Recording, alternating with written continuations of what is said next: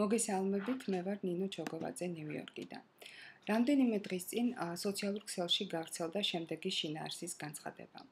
17 მაისს დილის 10 საათისთვის სამღვდელოება და მორწმუნე ერი ვიკრიბებით ფილარმონიის მიმდებარე ტერიტორიაზე, სადაც ლიტიანობით და ქალაქის ქუჩებში ნაკურთხი წყლის სხურებით დაიწყება მსვლელობა თავისუფლების მოედნის მიმართულებით.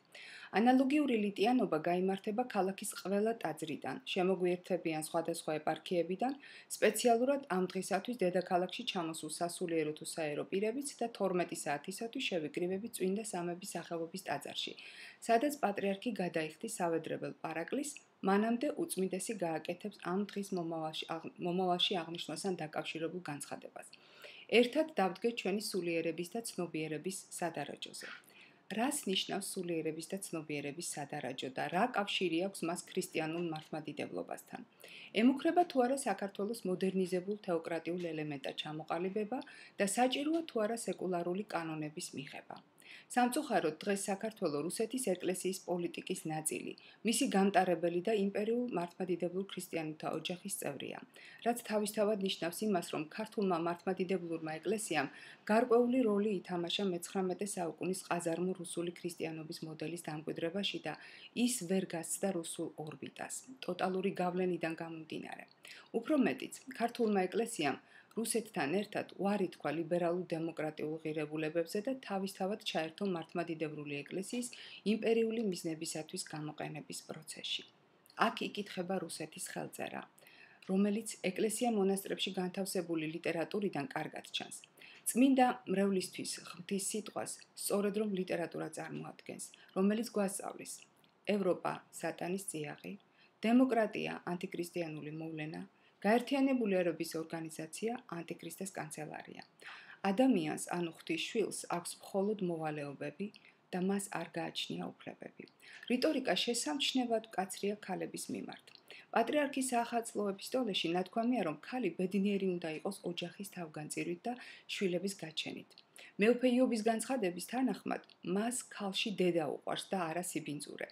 რაც პირდაპირი მინიშნებაა იმისა, რომ დედობა მოვალეობაა, რათა საეკლესიო პირების სიყვარული მოიპოვოს ქალური სიბინძურის დამალვა დაფარვის პერსპექტივით. ეს მოდელი ქალს მთლიანად ართმევს არჩევანის უფლებას. ქართული მართლმადიდებლური ეკლესიის მიერ შემოთავაზებული ქალის სახე შემდეგნაირად გამოიყურება. ყოველი სექსუალური აქტის შემდეგ ის არის ფეხმძიმედ და ბავშვებით აჟიამულებულ სახლში მოსულ ქმარს ხვდება თბილწყლიანი ლახანკით ხელში და სთავაზობს ფეხების დაბანას. წმინდა ქართული ოჯახი გამრავლების პერსპექტივით სახეზეა, თუმცა ხელოვნური განაყოფიერებით ან სუროგატი დედებისაგან გაჩენილი ბავშვები ამ ქრისტიანულ ოჯახში არ მიიღებიან უსიყვარულობის გამო, რაც უფრო აძლიერებს იმ მართლმადიდებლურ ოჯახთან ნაშიერის ასმაგად მადლსა და ლოცვას, რომლებიც უბიწო დედებით და ქორწინების ქართულ ტრადიციული ფორმულირებით ჯვრისწერით შეიქმნა. რატომ რუსეთი და მისი გავლენა? 2004 წელს მარტში, მაშინ როდესაც რელიგიურ საბჭოთა კავშირის აღდგენა მოხდა, დსთ-ს რელიგიათა საბჭოს შეკრებაზე ჩვენი კათოლიკოს პატრიარქი გამოცხადდა და საქართველოს მართლმადიდებლური ეკლესია მათ შემადგენლობაში შევიდა. თუ თვალს გავადევნებთ ამის შემდგომ განვითარებულ მოვლენებს, მოგვიანებით სულ რაღაც რამდენიმე თვეში ჩატარებული ევროპის რელიგიურ ლიდერთა კონგრესზე საქართველო სავსებით არ მოიაზრება. რა შედეგი მივიღეთ? ვინაიდან რუსეთმა ისლამურ და დასავლურ ცივილიზაციაში თავისთავი ვერ იპოვა, ის შეუდგა მართლმადიდებლური ცივილიზაციის პოლუსის ჩამოყალიბებას, საკმაოდ ძლიერი გეოპოლიტიკური მიზნებით და ამბიციებით. ჩვენ, საქართველო, გავხდით რუსეთთან ერთად ამ ცივილიზაციის მშენებლობის სტრატეგიული პარტნიორი და შედეგად მივიღეთ პარალიზებული ქართული მართლმადიდებლური სამყარო. სამწუხაროდ ის ძალიან გავს დოსტოევსკის გმირს, კირილოვს, ეშმაკუნებიდან, რომელიც დასმულ შეკითხვას გწამს თუ არა ღმერთი, პასუხობს არა. აბა რა გწამთ? მართლმადიდებლობა. მართლმადიდებლობა დღეს არა რელიგიაა, არამედ თეოლოგიისაგან სრულიად განძარცული ერთგვარი გაგებაა, რომელიც მხოლოდ ფსევდო გამოცხადებებით და ფსევდო წმინდანების არსებობის ილუზია კვებავს. მათ ხელთ უპყრიათ ეგრეთ წოდებული ოქროს ფრაზა ლოზუნგად არ განიკითხო და ამით მათ განკითხვის შემთხვევაში სამომავლოდ ღმერთის დასჯის პერსპექტივით გვაშინებენ. დღეს ადამიანის უფლებები და მათი დაცვა იდეოლოგიური პროპაგანდის მძლავრი იარაღი გახდა. ქართული მართლმადიდებლური იერარქიისათვის შეუფერებელი ადამიანი ან ადამიანთა ჯგუფი ნებისმიერი უმცირესობა ეთნიკური, რელიგიური, სექსუალური, პირდაპირი და არაპირდაპირი გაგებით დასჯას იმსახურებს. უფრო მეტიც, ჩვენ მღვდლებისა და საეკლესიო პირების სახით მივიღეთ ტოტალური ზიზღით გაჩერებული საზოგადოება, რომელიც იგივე ქრისტეს სახელით მზადაა ნებისმიერი განსხვავებული აზრისა და უმცირესობის წინააღმდეგ გაილაშქროს, ფიზიკური ძალადობისა და მათი განადგურების პერსპექტივითაც კი. ამ ყველაფერს თან ერთვის ფსევდორელიგიური მისტიკის ასპექტით გაჯერებული აქციები, რომელთა ყველა ქმედება სასწაულებრივ შედეგობრივი დასასრული ექნება. მაგალითისთვის, სავსებით საკმარისია თუ გავიხსენებთ რა რეზონანსი ჰქონდა დედა პარასკევას სიზმარს და მამა გაბრიელის ნეშტის გადმოსვენებას. გავიხსენოთ ჩარშანდელი 17 მაისი, რომელიც მოთარეშე მსხვერპლის მაძიებელ ტაბურეტებით, ჭინჭებით და გინებით შეიარაღებულ ნადირების ხროვას უფრო გავდა, ვიდრე ქრისტეს მიმდევარ ადამიანთ მოყვარე რელიგიურ ჯგუფს.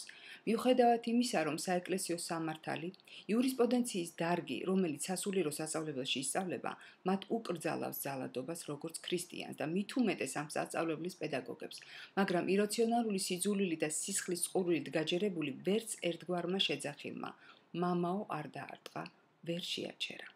თუ კარგად გავიხსენებთ აგრესიული პროცესის დაწყებას მამაოების, კერძოდ მეუფე იაკობის მიერ, კორდონის გარღვევას მან ეს ქმედება ბატონ ბიძინა ივანიშვილთან სატელეფონო საუბრის შემდეგ განახორციელა. რა ხდება დღეს? დღეს ისევ სულიერების და ცნობიერების ადარაძოჟე დგომის მოთხოვნით ქართული მართლმადიდებლური საზოგადოება აქციისათვის ემზადება, მაგრამ ეს არ არის საპირწონე, ისე როგორც გასულ წელს LGBT საზოგადოების აქციისა.